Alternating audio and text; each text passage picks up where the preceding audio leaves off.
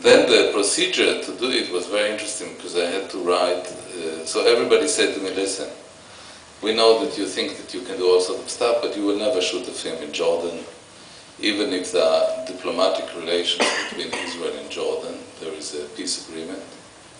But they will do business, they will do security arrangement. The only thing they will not do is culture. Because culture means that you touch the heart of the people, they don't want it, culture. Because they're under the pressure of some organizations who don't want them to do it. So nobody managed to do culture. So when people tell me this sentence, as a filmmaker, I'm becoming even more interested, you know. Culture is more dangerous than any other kind of interaction. Don't touch our heart, you know, our hearts. So I wrote a letter against all the advice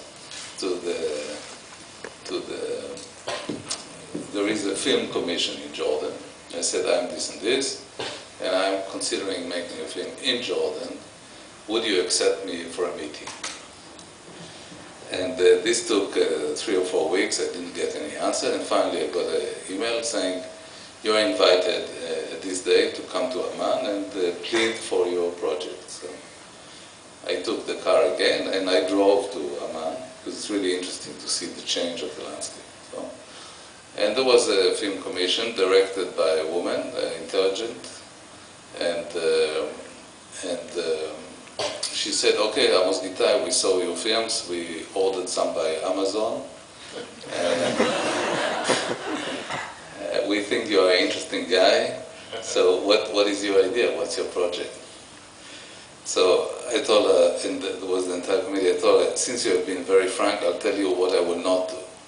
Just to be completely honest, because I'm not going to cheat on you or tell you something, do something else. I told her, I will not film camels in sunsets. I told her, I will not film Petra, which is a beautiful Nabatean site in the south, which is, I will not make exotism of your country. This is not my project. I'm not going to do it. I will film highways. I will film parking lots. I will film elements which are in Jordan, in Palestine, in Israel, here, everywhere. Because I want to normalize a bit the image, so we don't always make it so exotic. So I will not make exotic images. So they were kind of a bit surprised, because this film commission supposed to have essentially projects which help tourism. You know?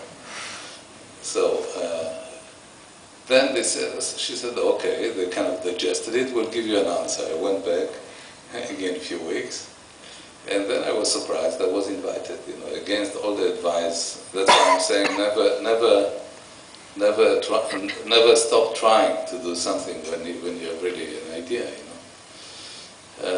And we were invited, and this was a very big experience to both crews, the Israeli and the Jordanian. There were some Palestinians, that because the politicians dragged their feet, and this region is bleeding for so long time without resolving the conflict, obviously the filmmakers, we will not resolve the major lines of the conflict, but maybe we can make some gestures which will suggest to people that they can also do something together. So it was a very big experience for the crew, and I think that the situation on both sides of the camera behind it, what you see on the screen, has a resemblance of it. So there were lots of discussions. Yeah, beginning méfiance, a kind of a distance, and then this broke like half a day later, and they started to speak to each other and so on. And I think it's good, because, you know, if we wait for the eternal wisdom to arrive, we will wait very, very long. Is that typical of how your projects begin? You hear about something that's happening in reality, and then you create a story around it? Because I know you've worked with the same screenwriter for many years, a co-writer for many years.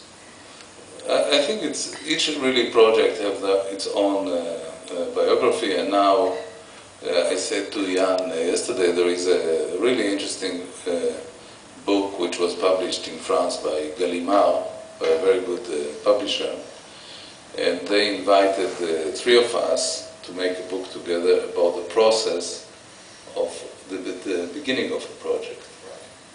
It's called My Name, and then Jeunesse, meaning the origin. And each one of us, myself, Marie-José, who wrote most of my scripts, and Jean-Michel Frodon is a critic, we wrote it from a different angle.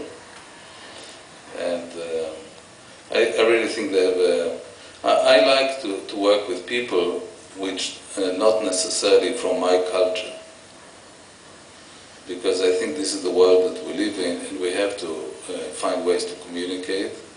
And I think I'm interested and curious to see what in my memory is very personal and intimate, and what is transmittable. Not everything which belongs to me or belongs to my memory is transmittable to others. And I think it is a good procedure to work with people who come from other countries and find common interest. And my crews have always been mixed. Let's open it out. Yeah.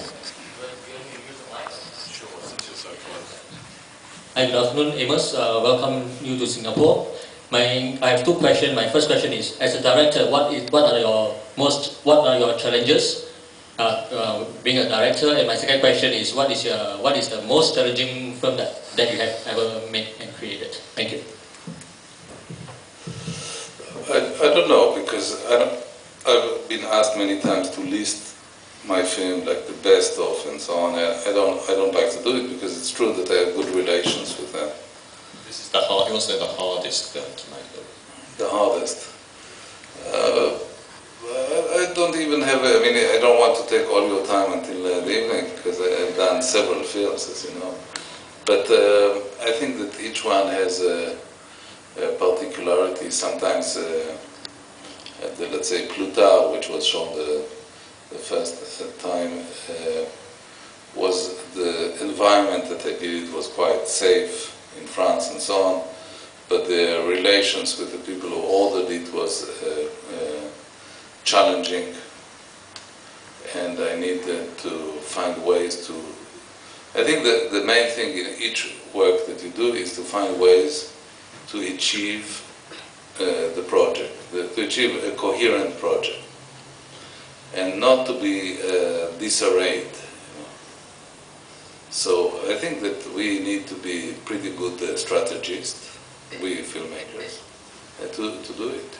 And sometimes it's not easy, because people will make or seductive proposition or menacing ones and so on, but you have to really stick to the film you want to do, stay simple about it, not to elaborate, and discover that obviously it's not easy, but there are also people who come along and help you to achieve what you want. So I think in each project, let's say this one was very simple. There were no external threats or difficulties, but you have to insist to make a coherent piece, and that's it. And about this, there is no compromise. I think that essentially art is radical and should be radical, unlike politics, by the way. I think people make a mixture of the two, and I think that these are two domains. Filmmakers then speak about politics in the same way that they make a film. It's different. For me, good politics is finding a good equilibrium. Art is radical. You should really try to make the piece that you want, with the actors that you want, with the light that you want. And anyway, we are into art. It's a simulation. When people will tell you that this is a threat, this and that, never should be trusted, and it's not a threat to anything. One should not make a demagogical piece. But other than that, I think in each film I can tell you one by one there were challenges.